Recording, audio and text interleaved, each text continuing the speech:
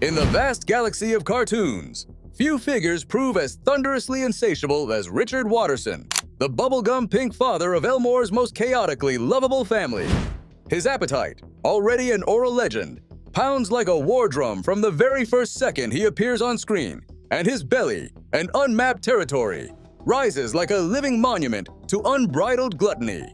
Inside him coexists the innocence of a child who never learned to curb his cravings, and the recklessness of a conqueror who storms the realms of junk food without once looking back, laying waste to everything.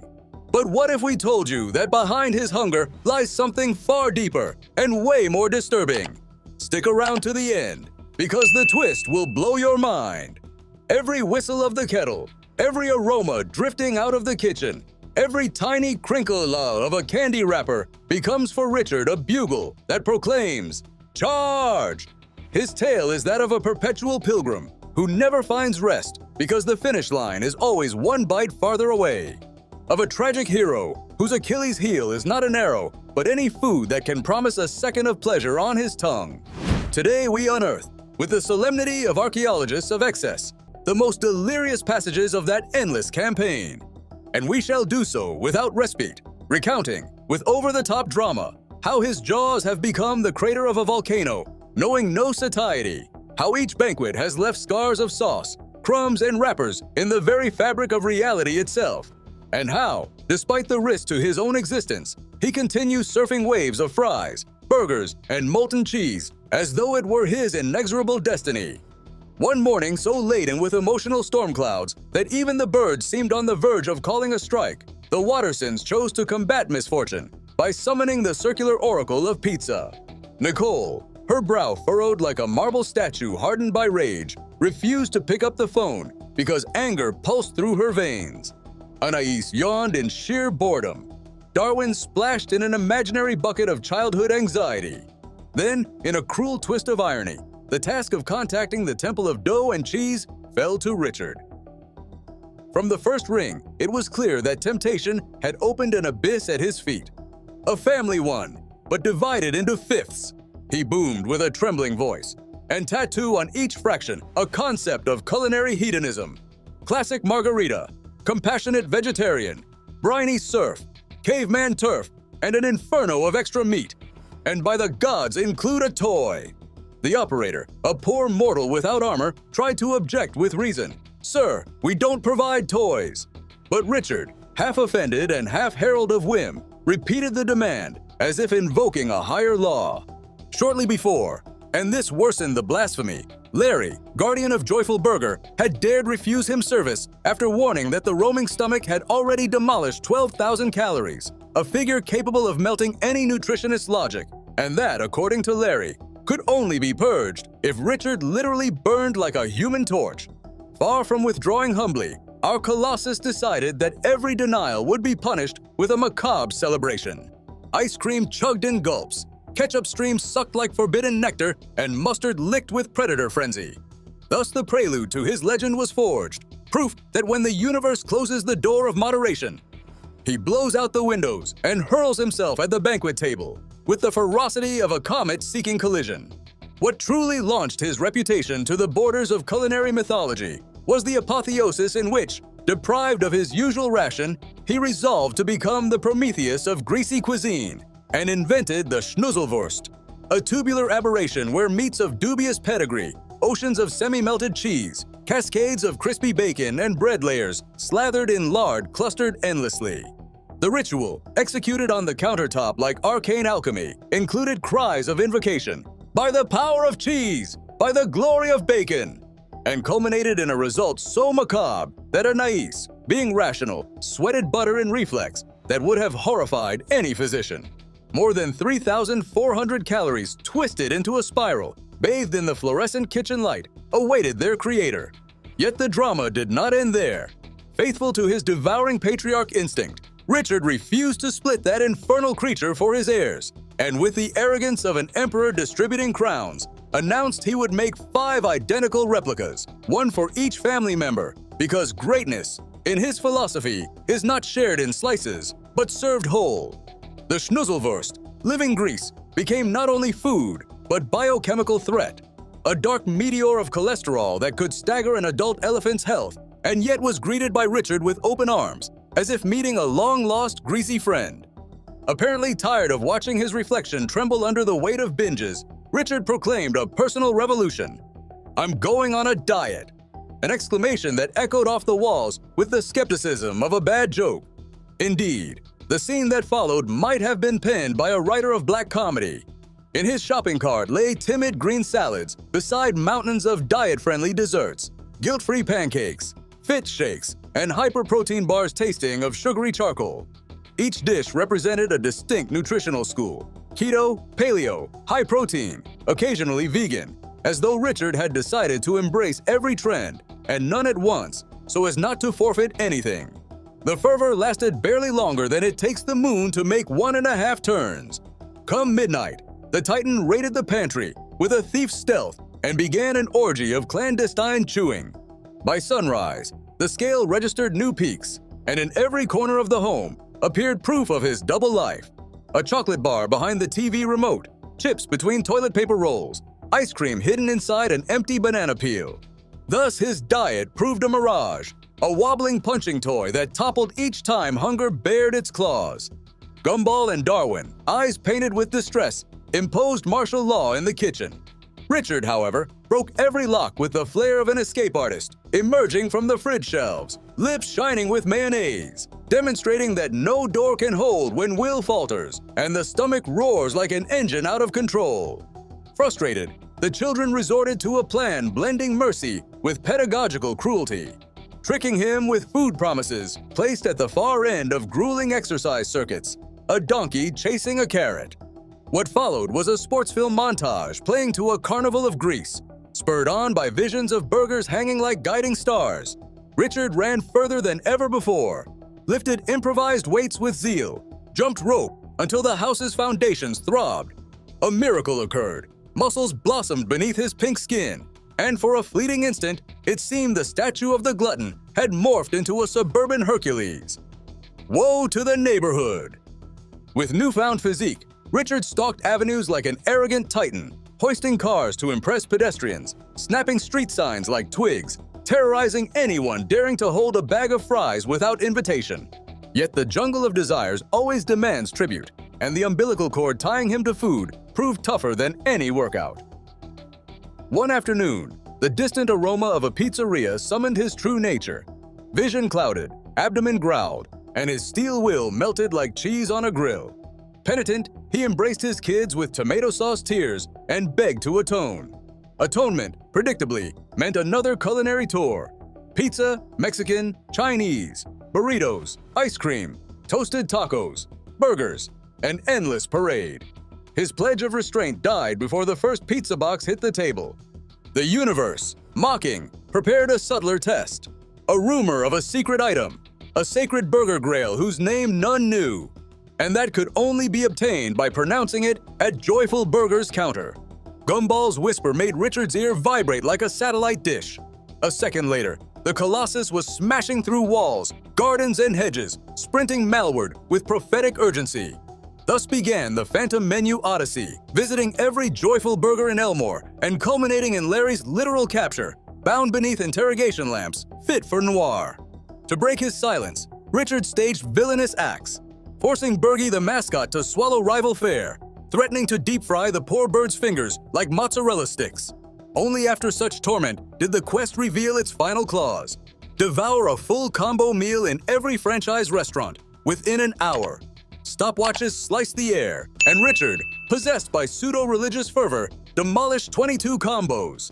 Calories stacked like bricks in an impossible wall, over 23,000, yet his eyes still shone. At the final counter he received, trembling, the MacGuffin, a monster of bun, meat, and mystery, haloed by sizzling fat. Irony reigned. Trying to bite, his jaw refused. Capacity was reached. Even his mandibles could not break physics' rule that a full vessel admits no more. Yet mandibular failure dulled neither reputation nor hunger, for the next feat arrived through the supernatural. Carrie the Ghost, desperate to taste again, possessed Gumball and unleashed a binge festival, leaving the blue cat barrel-wasted. When havoc overflowed, They sought counsel from the one guru who understood such anxiety, Richard. He, Oracle of Dissatisfaction, led Carrie straight to the kitchen. Together, Spectre and host stripped shelves bare. Estimates suggest roughly 20,000 calories fell that night, equal to a large American family's daily provision. For Richard, merely another sigh in his endless banquet. Pots clanged a macabre symphony, appliances shivered in dread. The house reeked like a battlefield where butter was gunpowder. Dawn revealed floors carpeted in crumbs, sauce-stained constellations, and a Richard satisfied yet never full. Hunger, true ghost that it is, always returns. Hardly had the mess dissipated when the bewitched board game, Dodger Dare, dropped like an envoy of chaos. Richard, Gumball, and Darwin, deaf to warnings, played. Each card was ridiculous sentence. Sew clothes, no hands. Speak backwards till rain. And crown jewel, devour 100 hot dogs in under a minute. For humans, a suicidal pact. For Richard, light breakfast. Darwin, magically tethered so his arm mirrored Richard's, became a physical allegory. While Richard swallowed sausages like air pills, the fish's limbs scoffed in tandem. Barely 20 seconds, and the 100 hot dogs were gone, leaving empty buns and stunned silence. Richard, vinegar-thirsty, lunged at a jar of pickled eggs and emptied it, 12 slick orbs sliding down his throat like water. The game meant to shame. Richard made it homage, then reclined like a content deity. When Nicole traveled and left him in charge, the house fell into luminous anarchy. Convinced lawless freedom was the secret ingredient of happiness, Richard dragged the kids through a supermarket where every shelf was an amusement park, rolling in cereal, spraying sauces like confetti, biting exotic fruits prepay. Nothing safe. The frenzy drew Elmore's masses, spawning a bacchanal that ended an invasion of their home, turned gluttonous circus. To retake territory, the trio disguised as pizza deliverers to infiltrate their own house. Boxes stacked like a wall hid a secret. Richard had devoured the cargo en route. 48 family pies totaling 4,800 calories before crossing the threshold. Doors opened, they entered, and amid mob cheers, one heard the hero's weary lament. Goal achieved, yet his stomach was a boiler at the edge of tolerance. Destiny's writers then jabbed his emotional wound. A visit from Frankie, his absentee father. After the bizarre Ratman dance, half-clandestine jig-summoning plagues, Richard discovered progenitor was a petty rogue. The blow cracked his self-parody armor and plunged him into sadness he strove to quell with food. Joyful Burger became confessional. Between bites of gargantuan fries, Richard listed disappointments, tripping over gastronomic metaphors. I'm in an existential pickle, swallowing more as tears mixed with barbecue sauce. Conservative estimates place the vigil at 14,000 calories, though witnesses swear Larry supplied extra trays, pushing it perhaps to 50,000. After the final fizzy drop, Richard learned no menu fills the absence of a father. Yet, true to paradox, he ordered dessert, for melancholy tastes easier with sugar. Irony pinned him next to his curmudgeonly neighbor Mr. Robinson under house arrest. Believing forced cohabitation might soften hearts, Gumball and Darwin filled a bathtub with molten cheese. To the world a prank. To Richard, prophecy fulfilled. 20 years dreaming of diving in that viscous yellow ocean. He submerged like a mystic baptized in dairy fat and surfaced dripping cheddar, proclaiming reality made sense. 300 liters equaled 1.3 million calories, a bomb enough to make any cardiologist resign. Unsated, Richard accused Robinson of stealing leftover cheese and clomped downstairs hunting crumbs, lacteal obsession nearly messianic. Each gooey strand a destiny line none would take. Captivity turned absurd when both prisoners were stuffed in a dumpster, rolled downhill, and smashed into traffic via Gumball and Darwin's friendship scheme. Amid chaos, Richard swallowed the only key, proving devouring instinct crosses from food to objects. As the dumpster careened, Richard mused, cheese-scented belches, on the thin line between hunger and fate. The crash seemed fatal. All emerged unscathed, perhaps cushioned by a thick film of calories. After decades of feats, accountants of reality tried to tally the epic. Calculators trembled. 1,546,365 calories have marched through Richard's gullet since his first on-screen cookie. That number hides universes of donuts, soda oceans, fry mountains, sausage forests, cheese cordilleras, barbecue sauce desserts. It equals stacking 7,000 Richards in energy, lighting a small neighborhood for weeks, feeding a regiment for months. Yet he stands, wobbling yet smiling, childlike, in denial or pretense, each heartbeat a drum fighting an impossible war. And what lesson emerges beyond easy laughter? Perhaps certainty that appetite, dressed in compulsion, rivals cataclysms. Richard Watterson mirrors our hungers, not just for food, but distractions and quick comforts. His journey asks us to scan our own emotional pantries and ask whether we're dousing problems in hot sauce that actually need tenderness. Cartoon exaggeration reminds of elemental truths.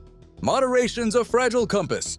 Hearts break from loneliness, as from cholesterol. Toys on pizza don't mend trauma, and even a cheese bath can't drown deep sorrow. Yet we cannot hate him.